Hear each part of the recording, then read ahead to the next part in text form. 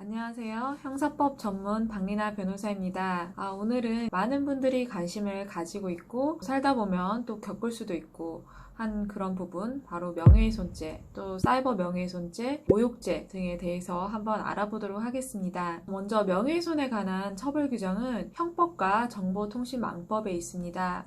컴퓨터나 문자 메시지를 통해서 명예훼손을 하는 경우에는 정보통신망법이 적용되고요. 그리고 그 외에 말이나 종이 또 다른 사람을 통해서 명예훼손죄를 하는 경우에는 형법이 적용되게 되어 있습니다. 그리고 명예훼손은 허위 사실을 적시하는 경우뿐만 아니라 사실을 적시하는 경우에도 처벌을 받도록 하고 있습니다. 그러면 먼저 형법을 한번 보도록 하겠습니다. 형법 307조의 명예훼손에 대해서 규정을 하고 있는데요. 307조 1항은 공연히 사실을 적시하여 사람의 명예를 훼손한 자는 2년 이하의 징역이나 금고 또는 500만 원 이하의 벌금에 처한다고 하고 있습니다. 그리고 정보통신망법 70조를 보면 사람을 비방할 목적으로 정보통신망을 통하여 공공연하게 사실을 드러내어 다른 사람의 명예를 훼손한 자는 3년 이하의 징역 또는 3천만 원 이하의 벌금에 처한다 라고 하고 있고요. 2항은 사람을 비방할 목적으로 정보통신망을 통하여 공공연하게 거짓의 사실을 드러내어 다른 사람의 명예를 훼손한 자는 7년 이하의 징역,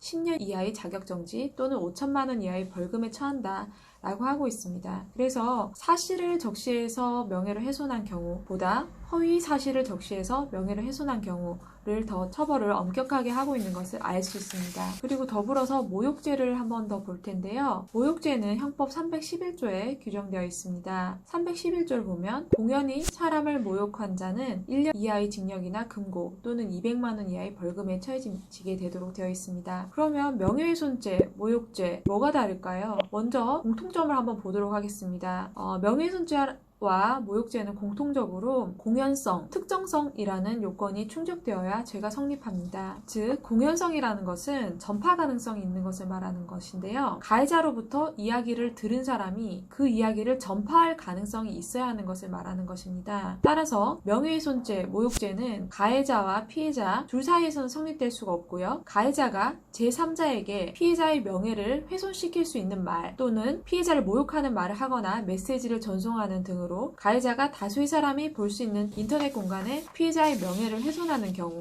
이런 경우에 성립한다고 볼 수 있습니다. 그런데 가해자, 피해자 이의 제3자라고 하더라도 공연성이 성립하지 않는 경우가 있는데요. 즉 전파 가능성이 없는 경우를 말하는 거죠. 이런 경우는 경찰이나 검찰, 법원은 실무상 가족이나 친척 그리고 아주 친한 친구의 경우에는 가해자로부터 피해자의 명예훼손이 되는 말 또는 모욕적인 말을 듣더라도 피해자와 매우 가까운 사이에 있는 사람들은 전파 가능성이 없다고 판단해서 공연성, 전파 가능성의 성립을 인정하지 않는 경우가 있습니다. 그러면 두 번째로 특정성을 한번 볼게요. 특정성이란 해당 내용이 누구에 대한 것인지를 가해자로부터 이야기를 들은 사람이 명확하게 인식을 해야 한다는 것입니다. 명확하게 인식해야 이제 그 사람을 모욕하는 것이라고 이제 확인이 되는데요. 이러한 특정성은 명예훼손죄 또는 모욕죄로 고소를 하게 되면 수사기관이나 법원에서 가장 먼저 확인을 하게 됩니다. 모욕적인 말 또는 명예훼손을 한 이 말을 통해서 사람이 누가 봐도 이 사람이란 걸 특정이 가능한 것인지 그렇게 확인을 하게 됩니다. 일반적으로 이름, 사진 등을 말하거나 게시한 경우 특정성이 인정될 수 있습니다. 그러나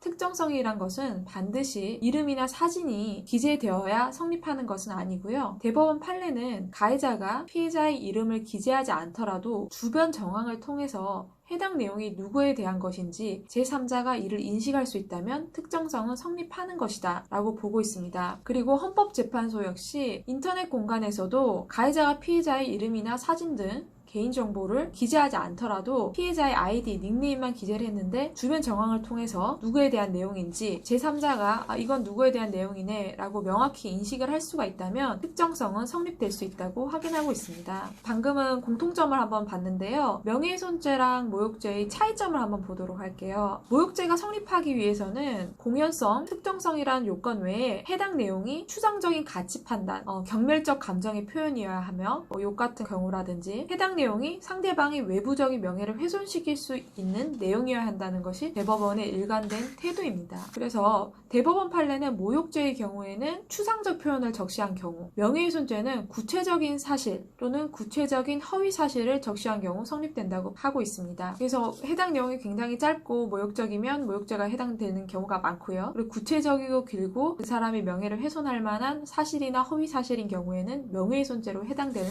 경우가 많이 있습니다. 만약 고소를 당한 경우에는요, 경찰로부터 고소당했다라고 전화 연락 등으로 통지가 오게 됩니다. 그러면 피의자로서 조사를 먼저 받으시면 되는 것이고요. 고소를 하고 싶다라고 하는 경우에는 방금 제가 말씀드린 이런 요건들을 입증할 수 있는 자료를 구비하셔서 수사기관에 가셔서 고소를 하시면 되는 겁니다. 그래서 고소를 먼저 하는 경우에는 경찰에 자료를 가지고 가서 먼저 고소인 조사를 먼저 받으셔야 하고요. 그 다음에 피고소인 조사를 하게 되는 것입니다. 다만 이러한 명예훼손의 행위가 형법 310조에 따라서 오로지 진실한 사실로서 공공의 이익에 관한 때는 처벌하지 아니한다라는 조항이 있는데요. 공공의 이익에 해당하는 경우에 위법성이 조각되는 경우가 있기 때문에 이 점도 염두에 두시고 공공의 이익을 위해서 명예훼손한 것이라고 판단이 되는 경우에는 법률 자문을 받으셔서 대처를 하시는 것이 좋다고 판단됩니다. 오늘은 명예훼손죄, 모욕죄 등에 대해서 한번 알아보았는데요. 간만에 또 많은 분들이 궁금해하시는